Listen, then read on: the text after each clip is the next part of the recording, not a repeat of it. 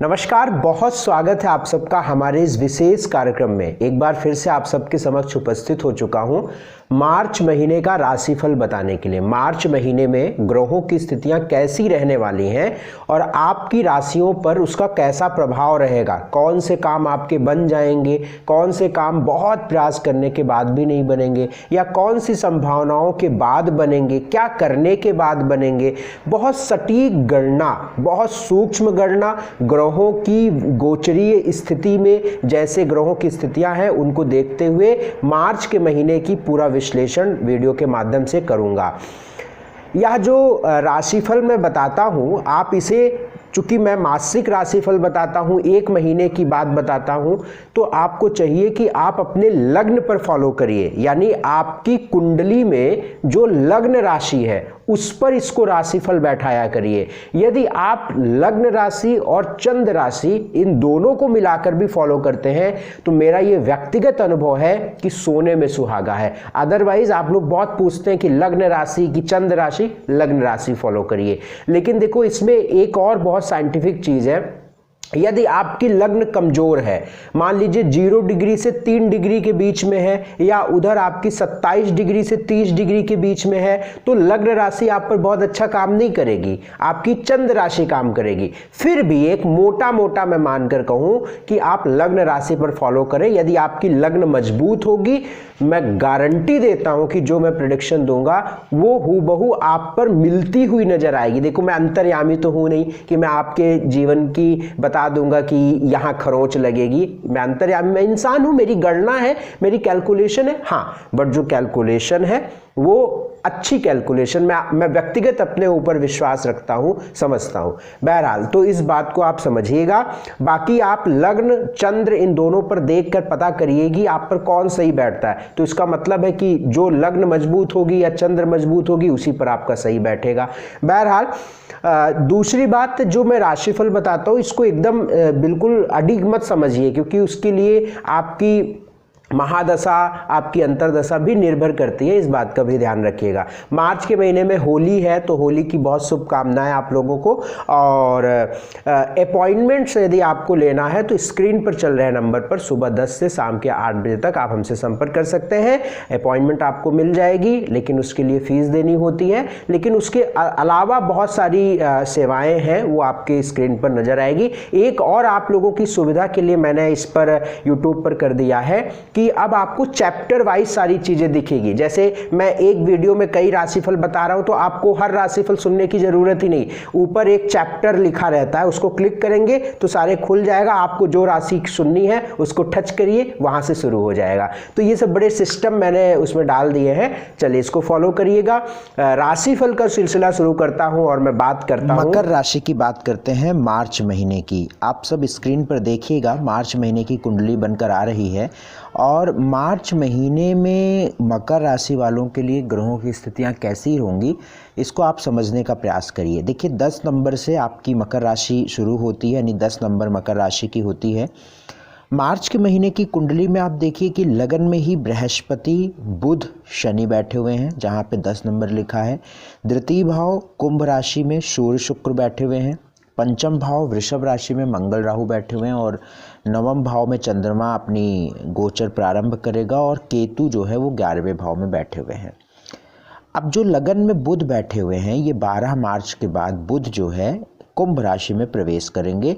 लगन में बृहस्पति और शनि का होना कई मामलों में हम बहुत अच्छा मानते हैं, बहुत बढ़िया मानते हैं। ये निश्चित तौर पर कुछ अपॉर्चुनिटी देने का काम करेगा, मौके देने का काम करेगा।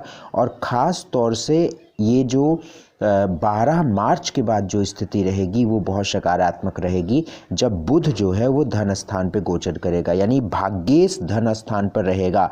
लेकिन 12 मार्च तक चूँकि रोग स्थान, ऋण स्थान, शत्रु स्थान का मालिक आपके लगन में गोचर कर रहा है, इसलिए धन के लिए, कर्ज के लिए, शत्रुओं के लिए ये वक्त अच्छा नहीं रहेगा, बढ़िया नहीं रहेगा। यानी इस वक्त में कोई विशेष इन्वेस्ट करने से बचें, कोई कर्ज लेने से बचें, कर्ज देने से बचें, शत्रु ना हावी हों, इस बात का विशेष ध्यान इस महीने में रखना है। कब तक? 12 मार्च तक। अब दूसरी बात पर हम चलते हैं तो सूर्य 14 मार्च के बाद मीन राशि में जाएगा, जो आपके अष्टमेश है। यद्यपि कि बेमतलब की यात्राएं कराएगा, पूरब की यात्रा आपके लिए अशुभ रहेगी, लेकिन यह सूर्य जो आपके तीसरे भाव में गोचर करेगा 14 मार्च के बाद, ये एक अपॉर्चुनिटी देने का काम करेगा, मौके देने का काम करेगा, और कुछ बड़ी पुरानी चीज़ें जो अटकी होंगी, फंसी होंगी, उन चीज़ों को सॉल्व करने के मौके देगा। तो मैं ये समझता हूँ कि सूर्य जो है अष्टमेश होकर तीसरे भाव में गोचर करेगा। ये आपके स्वास्थ्य के लिए, यात्रा के लिए, रिश्तों के लिए तो ठीक नहीं है, लेकिन ये पुरानी चीज़ों जो रुकी हुई चीज़ों के लिए ये ठीक है। शुक्र आपके 18 मार्च से उच्च के हो जाएंगे, जो 10th लॉर्ड हैं। कैरियर के लिए बहुत अच्छा वक्त रहेगा। 18 मार्च से लेकर 28 मार्च तक कुछ विशेष कैरियर को लेकर हो सकता है, जॉब को लेकर हो सकता है, बहुत अच्छा वक्त समझता हूँ। अगर मैं मार्च महीने की कुछ अशुभ तारीखों की बात करूँ, गड़बड़ तारीखों की बात करूँ, जिसमें आपके अच्छे काम नहीं बन पाएंगे, और इस वक्त में आपको अपने बहुत ज़रूरी काम नहीं भी करने चाहिए, वो होंगी 6 तारीख, 7 तारीख, 8 तारीख, 14, 15, 21, 22 तारीख। ये बहुत अशुभ होगी, यहाँ पर आपके ज़रूरी काम टाल देने चाहिए। हेल्थ की बात करते हैं। 12 मार्च तक स्वास्थ्य का ध्यान रखना है, क्योंकि रोग स्थान का मालिक ही लगन में बैठा हुआ है, जो आपके रोग प्रतिरोधक क्षमता को गिरा के बैठा हुआ है, कमज़ोर करके बैठा हुआ है, तो कोई भी इन्फेक्शन आपको प्रभावित करेगा। 12 मार्च तक विशेष ध्यान रखें, और 12 मार्च के बाद कोई बहुत चिंता करने की बात नहीं है।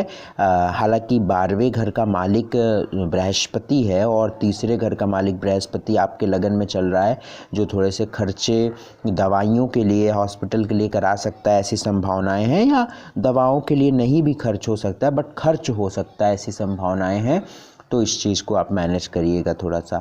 तो स्वास्थ्य हो गया आपका। धन की बात करते हैं तो 11वें घर का मालिक आपका मंगल बनता है, दूसरे घर का मालिक शनि बनता है। शनि आपके लगन में ही बैठा हुआ है, और मंगल आपकी 11वें घर का मालिक 11वें भाव को देख रहा है, लेकिन यह मंगल 12वें को भी देख रहा है, यानी मंगल की 2 दृष्टियाँ होती हैं, 7वीं और 8वीं।